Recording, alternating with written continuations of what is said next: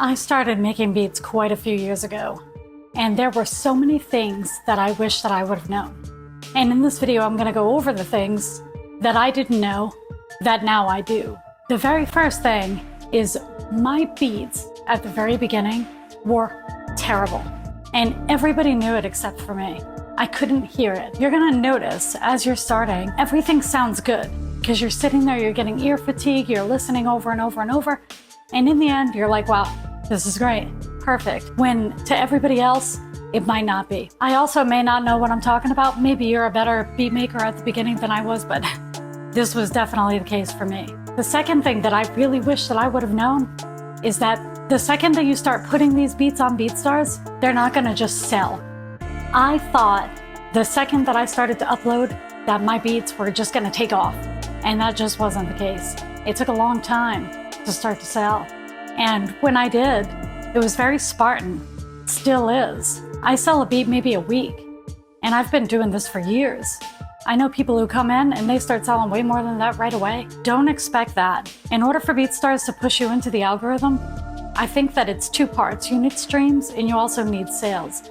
The only reason that I say that you also need sales is because if I sell a beat, that same beat will just sell over and over and over. Whereas I can get like 10,000 streams on a song and it may or may not sell. The third thing that I wish that I knew was how to work with rappers. A lot of the time, especially me being a female, and I'm not gonna turn this into a war of the sexes, they expect that I'm just gonna give them all the beats.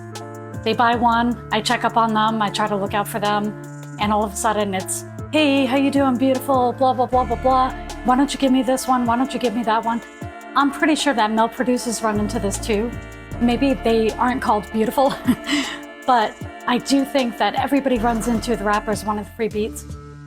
Just say no, just trying to make a living. And I was really bad at that. I would like get offended and just don't. Another thing that I really wish I would have known right away was that it's not just beat making. It's also learning the music business, social media, getting on camera, YouTube channels. If you really want your beat selling business to take off, you have to do all of these things. So you end up wearing 1,000 hats. And I'm sure you've watched these videos before and you know all this stuff, but it truly is true. And lastly, your family is not gonna be super excited. Your friends are not gonna really care, and that's fine. The thing is a lot of people, when they can't do something, they don't want you to be able to do it either.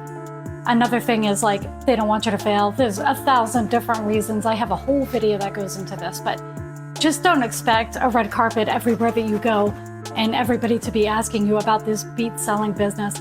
When was the last time that you asked your cousin that worked at Dunkin' Donuts how Dunkin' Donuts business was? I mean, for the most part, we just don't ask about each other's jobs, and that's the case. Lastly, it's good to be back, and I hope that everybody out there is doing well.